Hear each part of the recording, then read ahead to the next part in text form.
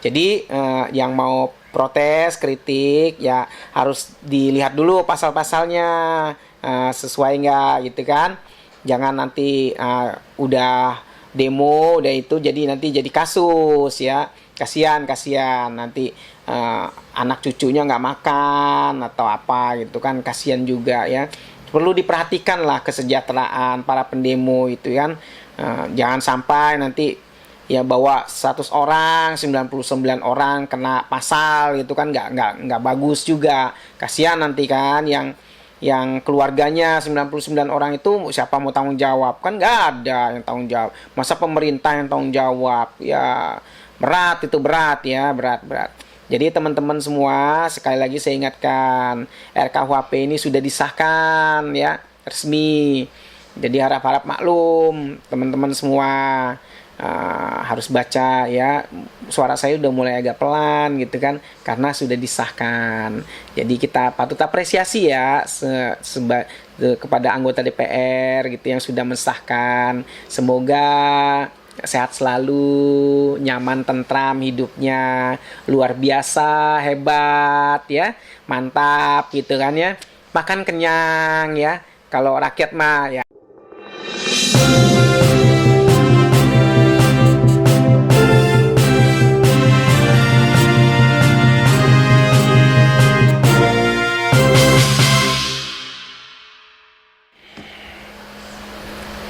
Baik guys, assalamualaikum warahmatullahi wabarakatuh. Guys, bertemu lagi dengan saya, orang lembur dari negeri Anta Beranta, yang kadang-kadang tampil dengan background pemandangan, dengan background penghijauan gitu ya, dengan background suasana damai, suasana lingkungan yang gemah ripah roh jinawi ya gitu ya. Keren. Cuma kadang-kadang sekarang karena budget terbatas, jadi backgroundnya cuma sebuah wallpaper tembok ya. Harap maklum, nggak setiap konten kita bisa memakai background yang bagus-bagus gitu ya. Nggak enak. Kalau nanti ternyata budgetnya habis kan nggak bisa kita nanti bikin konten gitu kan. Nah, kasihan netizen nanti tidak mendapatkan berita-berita terbaru lagi gitu kan. Nah, kan kadang-kadang kan kalau mau baca susah gitu, ada yang bisa baca, ada yang enggak gitu kan. Jadi kalau mendengarkan suara, kita bacakan berita, mungkin netizen bisa tersampaikan gitu ya. Alhamdulillah. Nah, di sini kita masih bahas seputar RKUHP ya, RKUHP. Nah, di sini ada dari CNN lagi ya, dari CNN. Nah, itu RKUHP ya. Kadang-kadang ya tenggorokan susah, nelen gitu kan. Mudah-mudahan masih sehat selalu ya. Alhamdulillah. RKUHP resmi disahkan jadi undang-undang dalam paripurna DPR. Nah, ini menjadi sesuatu yang luar biasa gitu kan bagi sebagian orang, karena memang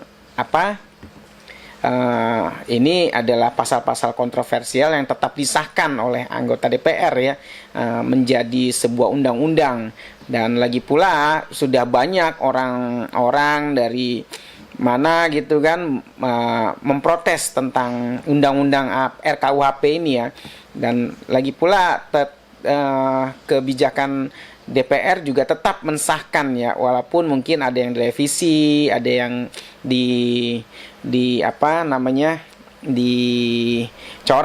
mungkin ya, atau diganti pasal-pasalnya mungkin itu sama aja revisi ya. Kan kalimat agak panjang dikit diputer-puter balik kan nggak masalah. Jadi tolong yang mau ikut protes RKUHP bisa tulis di kolom komentar ya. Nanti kita coba bahas lagi, bertemu dengan netizen ya. Bang, ini pasalnya kontroversial banget, coba dibahas. Nanti kita coba ulas beritanya. Nah, coba kita bacain beritanya ya. RKUHP resmi disahkan jadi undang-undang dalam paripurna DPR. Oke. Nah, dari Jakarta ya, CNN Indonesia, DPR RI dan pemerintah akhirnya mengesahkan rancangan Kitab Undang-Undang Hukum Pidana menjadi undang-undang dalam rapat paripurna yang digelar di Kompleks Parlemen Selasa 6 Desember. Hari ini berarti ya. Dengan demikian, Beleit hukum pidana terbaru itu akan menggantikan KUHP yang merupakan warisan kolonialisme Belanda di Indonesia. Jadi KUHP menurut berita nih, tulisannya nih ada warisan kolonialisme Belanda di Indonesia. Jadi hukum-hukum kolonial Belanda mungkin diterapkan di sini ya. Tapi kita tidak tahu apakah benar atau tidak. Nanti disilahkan CNN nanti cross check ya. Kami menanyakan kembali kepada seluruh peserta sidang apakah rancangan Kitab Undang-Undang Hukum Pidana dapat disetujui untuk disahkan menjadi undang-undang. Ujar Wakil Ketua DPR Supmi Dasko Ahmad selaku pimpinan rapat paripurna hari ini. Tadi sudah dicatat ya bahwa Supmi Dasko Ahmad ini pimpinan rapat DPR, pimpinan rapat paripurna untuk pengesahan RKUHP. Wajib dicatat itu ya. Ya, oke, setuju jawab peserta. Berarti mayoritas peserta setuju. Lalu Supmi Dasko mengetukkan palu sebagai tanda sahnya RKUHP ini jadi undang-undang selanjutnya. KUHP terbaru itu diserahkan ke pemerintah untuk diteken Presiden RI Joko Widodo dan diberi nomor untuk masuk ke dalam lembar negara ya. Ini baju juga kadang-kadang ini ya. Nah, sebagai informasi, paripurna untuk pengesahan yang terus tertunda sejak mendekati akhir masa bakti periode 2014-2019 karena gelombang aksi itu dikebut, meskipun masih banyak pasal yang dinilai publik bermasalah atau kontroversial, jadwal pengesahan RKUHP pada paripurna hari ini berlangsung sepekan setelah keputusan tingkat 1 diambil bersama pemerintah dalam rapat di Komisi 1 DPR pada 24 November lalu. Dan berbilang hari sejak draft resminya disebar ke publik jelang akhir pekan lalu. Komisi 3 DPR sebelumnya telah menyetujui RKUHP dibawa ke paripurna untuk disahkan menjadi undang-undang. Keputusan itu diambil dalam rapat keputusan tingkat 1 yang digelar bersama pemerintah pada 24 November lalu. Namun sejumlah kalangan publik dari mulai jurnalis, praktisi hukum hingga aktivis HAM dan mahasiswa masih melihat materi dalam draft rancangan Kitab Undang-Undang Hukum Pidana RKUHP masih kacau dan memuat pasal-pasal bermasalah. Nah, jadi kemarin sempat ada ya foto-foto berita-berita gitu kan. Ini KUHP bermasalah gitu kan. Nah, berikut beberapa pasal yang mereka menilai bahwasannya ada pasal-pasal bermasalah ya terhadap di dalam RKUHP ini ya terhadap kebebasan demokrasi ya. Berikut beberapa pasal yang dinilai publik bermasalah dan bisa mengarah ke kriminalisasi dalam draft RKUHP dalam naskah RKUHP terbaru per 30 November 2022 yang diakses dari laman https://peraturan.go.id site ruu-kuhp.html. Nah, oke, satu kita bacakan ya, penghinaan terhadap presiden. Yang kita tetap sebelum saya lanjutkan, kita juga setuju ya, sepakat ya, menghina itu tidak boleh dalam hukum agama, dalam hukum pemerintah, dalam hukum bersosialisasi terhadap sesama umat manusia gitu kan. Itu menghina tidak boleh ya. Tapi kalau kritik ya terserah situ kan. Kalau di Korea Utara itu kalau kritik nggak boleh itu kritik juga ya kan. Nah, bisa langsung gitu kan, ada pejabatnya gitu yang kalau nggak salah itu ya dia korupsi gitu, tahu-tahu langsung dijebloskan ke dalam jurang gitu kalau nggak salah, itu saya pernah lihat itu. Nanti bisa di cross check lagi ya. Nah, kalau di sini ya menghina, kita sepakat menghina tidak boleh ya, apalagi menghina sesama ya, apalagi menghina antar keluarga gitu ya, antar tetangga, itu nggak boleh. Atau kalau ketemu ketemu orang di jalan menghina, kamu begini, kamu begitu, kamu gitu kan, nggak boleh. Nanti ujung-ujungnya bisa berantem kan, bahaya ya.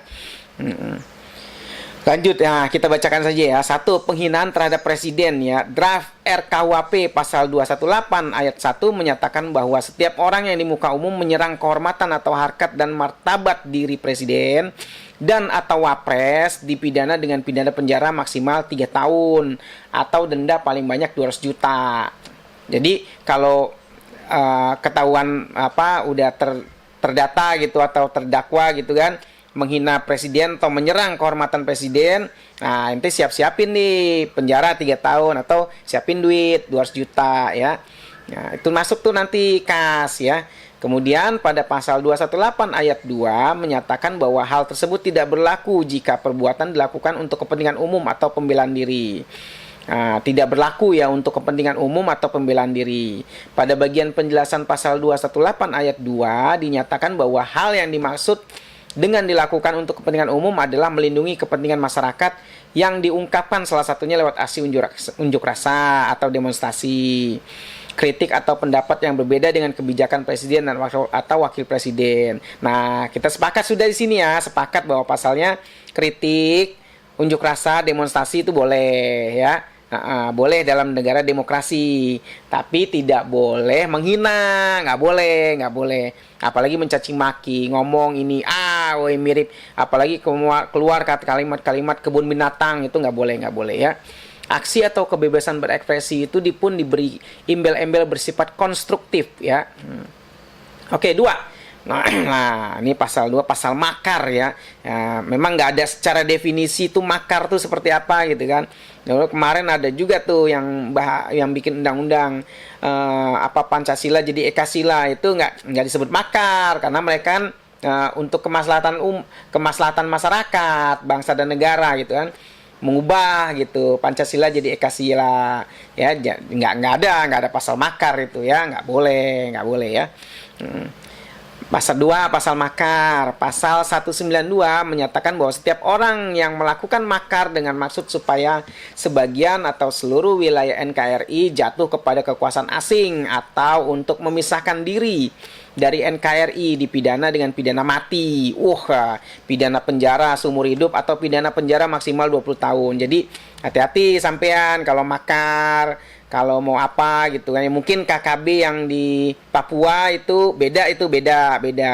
Itu kelompok kekerasan bersenjata kalau nggak salah singkatannya ya, KKB. Bukan makar, bukan ya. Belum disebut makar, bukan makar. Belum disebut makar ya. Hati-hati. Ini pasalnya kontroversial ya. Nah, pasal 193 ayat 1 mengatur setiap orang yang melakukan makar dengan maksud menggulingkan pemerintah dipidana dengan pidana penjara paling lama 12 tahun.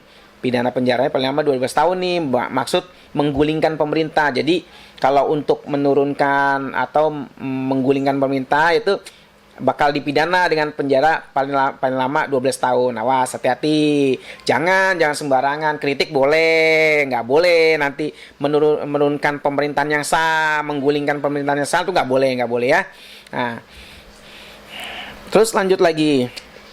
Sementara itu, pasal 193 ayat 2 menyatakan pemimpin atau pengatur makar dipidana dengan pidana penjara maksimal 15 tahun. Nah, biasa kan ada yang ngatur makarnya tuh, ya kan? Ya, kamu nanti orasi ini, mungkin kan, bukan orasi ya. Mungkin kamu nanti jadi ini, jadi itu. Nah, itu yang ngatur makar itu bahaya itu ya. Nah, nanti bisa kena 15 tahun penjara. Bayangin, ngeri. Yang nggak kuat di penjara udah diem aja, nggak usah komen, nggak usah macem-macem seperti saya ini kan. Nah, ini kan saya kan cuma bacain berita. Nah, kalau ada yang salah, beritanya tolong dikonfirmasi. Kita sebagai jurnalis ya, jurnalis itu membacakan berita ya,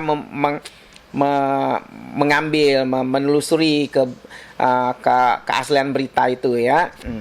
Nah, 3. Penghinaan lembaga negara. Draft RKUHP juga masih mengatur ancaman pidana bagi penghina lembaga negara seperti DPR hingga Polri. Ketentuan itu tercantum dalam pasal 349. Pasal tersebut merupakan delik aduan. Jadi kalau ada yang ngadu gitu ya.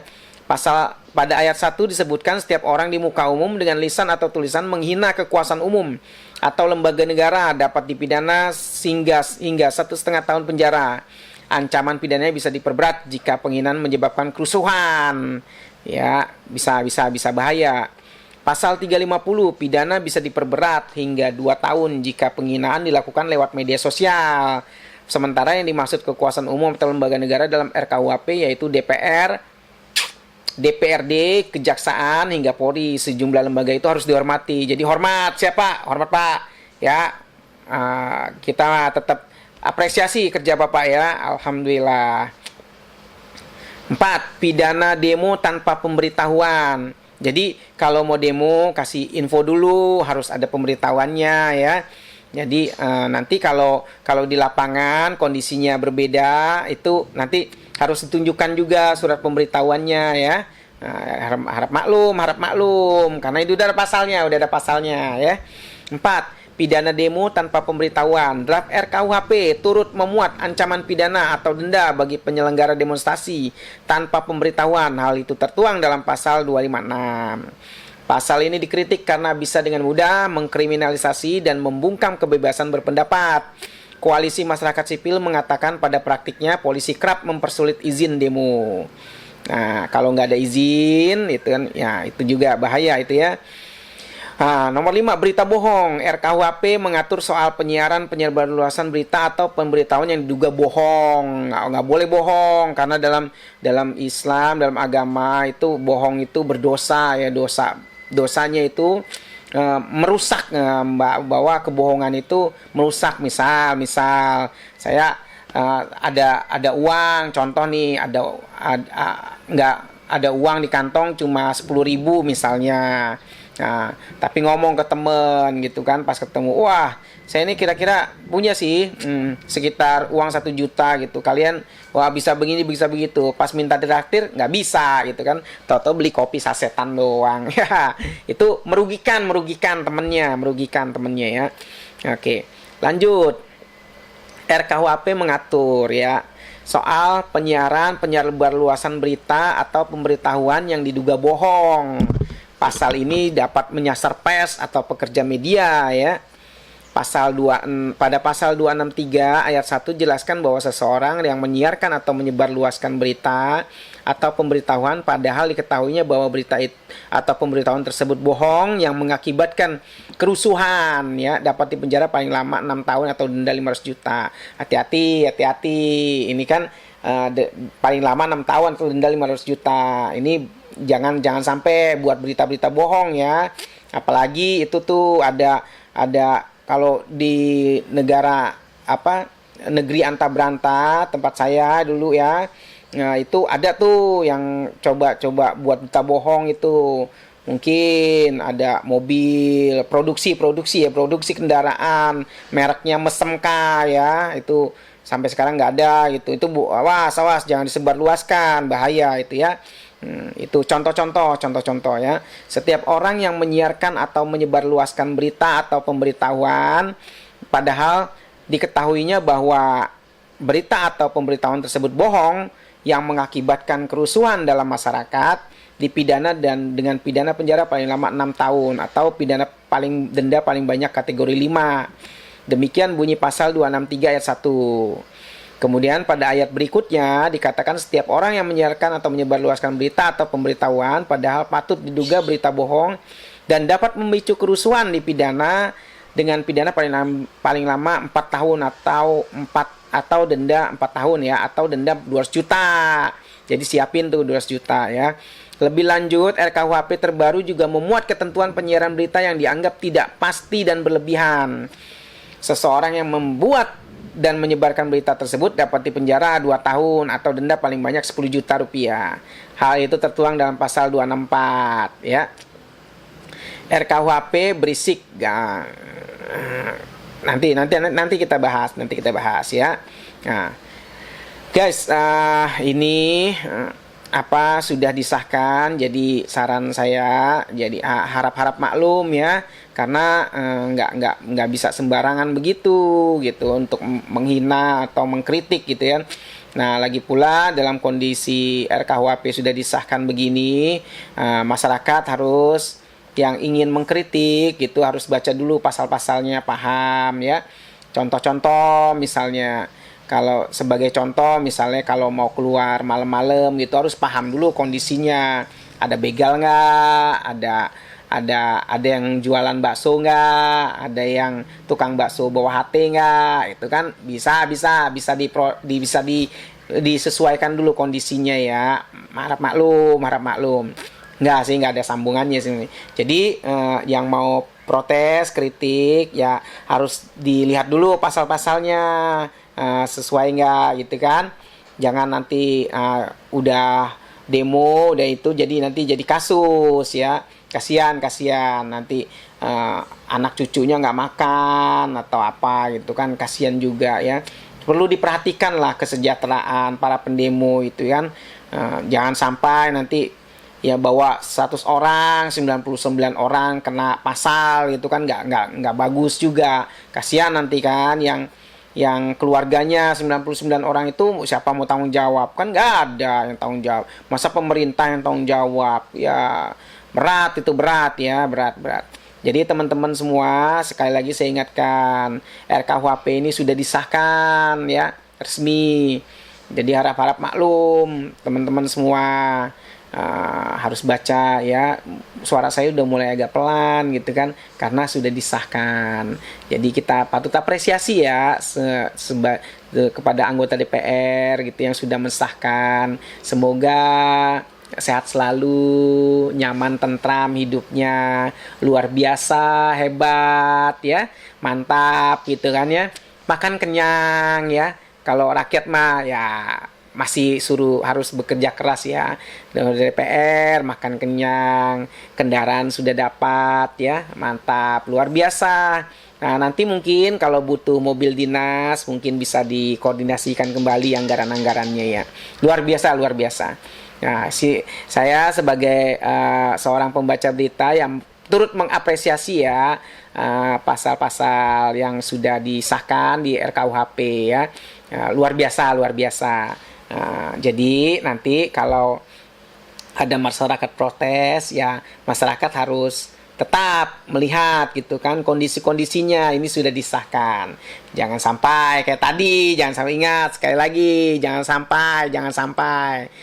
sampai kena, nanti kan kasihan gitu kan keluarganya, kerabatnya gitu kan. Jadi nanti kalau ada kenaikan harga atau apa, tolong jangan sembarangan demo ya, jangan sembarangan itu, karena pemerintah itu sudah bekerja keras ya, pusing udah puyeng 7 keliling gitu ya untuk memikirkan bagaimana mensejahterakan masyarakat ini ya. Baik. Udah itu aja dulu, nanti takut kepleset kan. Habis ya. Nah, jadi kita sudahi dulu ya, bahwasanya sudah sampai di sini, sudah selesai. Guys, nanti kita ketemu lagi di rubrik selanjutnya bersama saya, Orang Lembur dari Negeri Antah Berantah. Wassalamualaikum warahmatullahi wabarakatuh.